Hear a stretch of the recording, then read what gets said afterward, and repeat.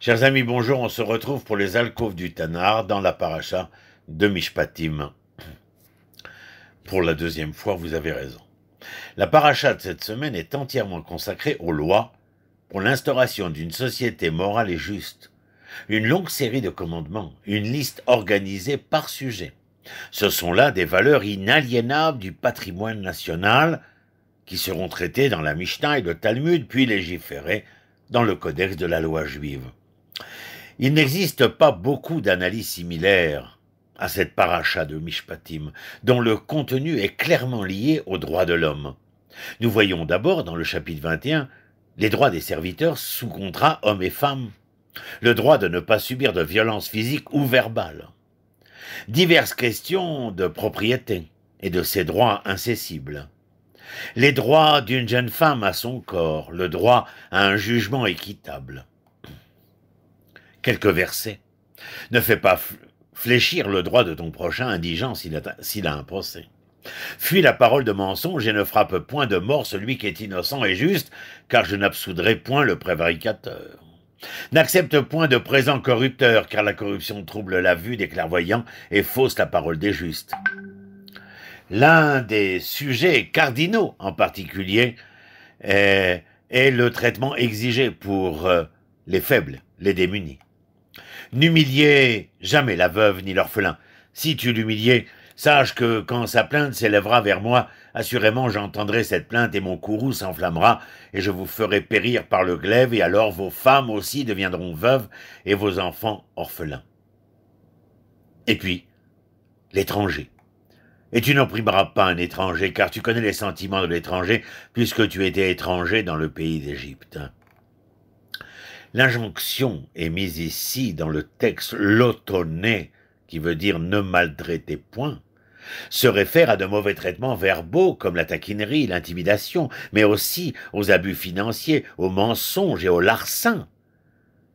En ce qui concerne le terme de guérim, étranger ou résident temporaire, on établit une distinction entre le ger tzedek, juste converti, qui aurait rejoint le peuple d'Israël à travers un processus de conversion et d'acceptation des commandements, et le ger toshav, un étranger résident, un non-hébreu qui vivrait parmi Israël.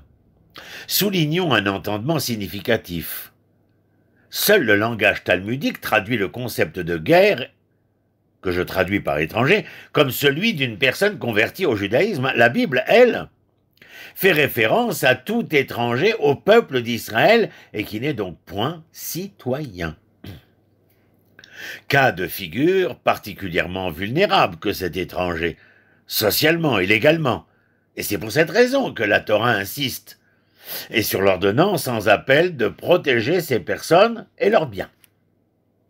Pourquoi est-il nécessaire de nous mettre en garde contre tout abus de l'étranger ?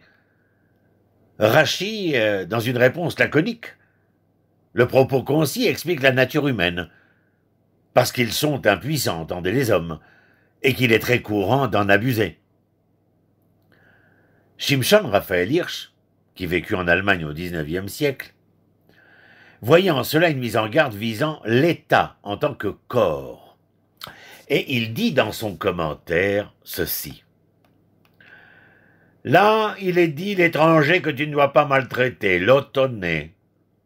Et ceci est principalement un avertissement pour l'État qu'il ne devrait pas échouer en abusant de l'étranger.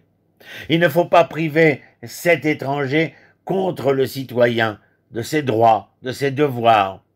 Et en fait, ici, il est dit ne pas maltraiter l'autunou au pluriel, et c'est donc un avertissement pour la société nationale, pour toutes ses parties. L'empêcher de ressentir son statut d'étranger dans ses relations civiles au sein de la société même. Il est dit simplement et absolument, car vous étiez des étrangers. Tout votre malheur en Égypte était que vous étiez des étrangers là-bas, en tant que tels selon les opinions des autres nations. Vous n'aviez pas le droit d'être là. Vous n'aviez aucun droit à un règlement, à un logement ou à une propriété. En conséquence, vous n'aviez aucun droit en appel contre un traitement juste ou injuste. En tant qu'étranger, vous n'aviez aucun droit en Égypte. De cela est né tout votre esclavage et votre oppression, votre misère et votre servitude. Méfiez-vous donc. Lance ainsi l'avertissement dans le texte biblique de ne subordonner les droits de votre propre État à rien d'autre qu'à cette simple humanité que chaque être humain en tant que tel porte en lui, avec toute limitation de ses droits de l'homme, si jamais il n'était pas respecté, est une porte ouverte à l'horreur de ce que nous avions connu il y a très longtemps et il n'y a pas si longtemps. L'horreur, ou comme on avait appelé Bernard-Henri Lévy, la barbarie à visage humain. Le Ravish est allé plus loin, notant le rôle central du traitement des étrangers dans une société juste. 36 fois, chaque fois et dans tous les cas où la Torah établit la loi relative aux droits des personnes et des choses, l'étranger dans le pays est placé sous la protection spéciale de la loi.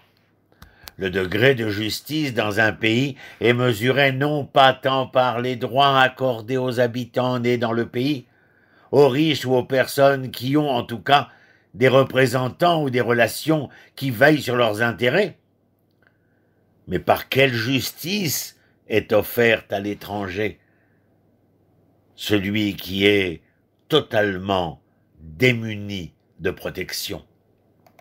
L'égalité absolue aux yeux de la loi entre l'indigène et l'étranger.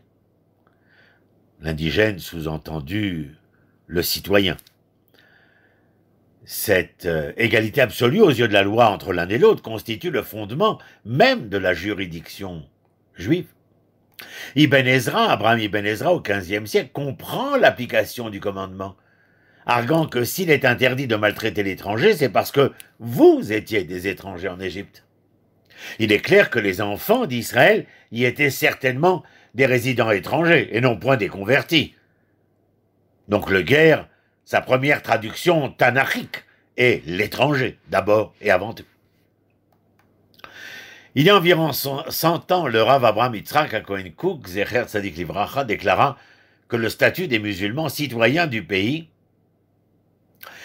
comme des chrétiens, comme des circassiens, était celui d'étrangers résidents, Gerei Toshav. Il est clair, à chaque période, chaque communauté, chaque leader a souligné, exigé certains commandements, tout en réduisant ou en ignorant d'autres. Quelles sont les raisons ayant influencé ces choix? Oh, tout simplement, la réalité géographique, sociale, économique, mais aussi des visions du monde et autres idéologies. Et c'est toujours le cas aujourd'hui.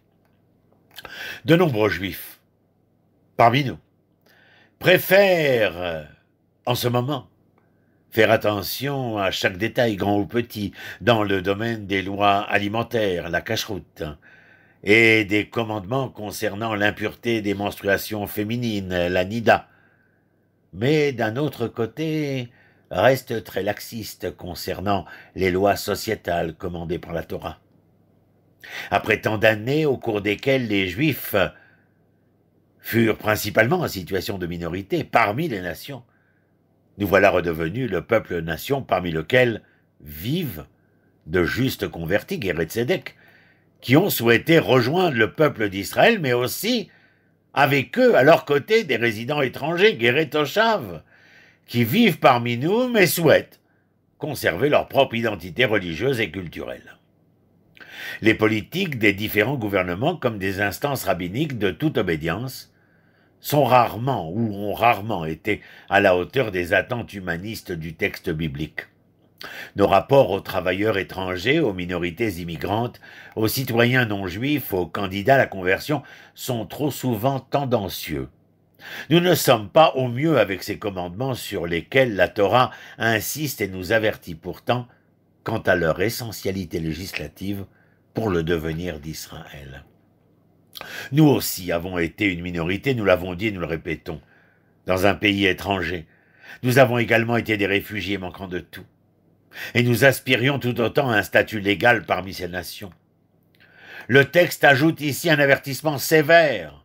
La punition pour les transgresseurs contre ces lois concernant les étrangers, les faibles et démunis sera divine. Dieu en personne, dit le texte, avec toute sa puissance, punira le peuple pour son racisme, sa discrimination et sa répression de l'étranger et des personnes vulnérables parmi nous. Et si je ne m'attends pas à une récompense ou à une punition divine d'une sorte ou d'une autre, qu'est-ce que j'exige de moi-même à l'égard?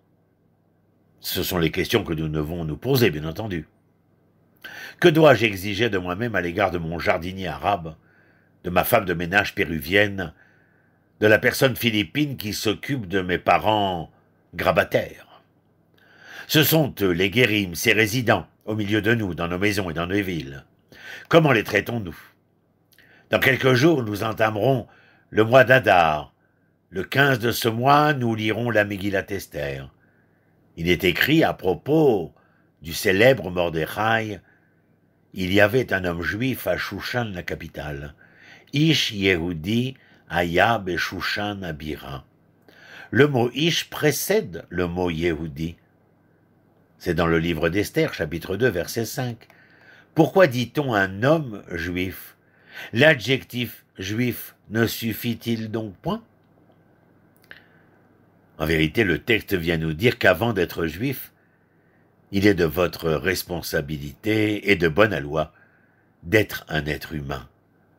Dans l'esprit de cet enseignement, l'État d'Israël deviendra l'État hébreu si, et seulement si, il assume totalement son identité morale avec justice, droit et humanité, et ainsi pour tous et tout un chacun. N'oublions pas, cette paracha s'appelle Mishpatim, le droit et la justice. Certains parmi nous accepteraient-ils d'être de ces juifs hors la loi? Je vous souhaite le mieux, le meilleur, depuis les plaines de Mamré, tout proche de Hebron, et je vous dis à la semaine prochaine. Shalom, shalom.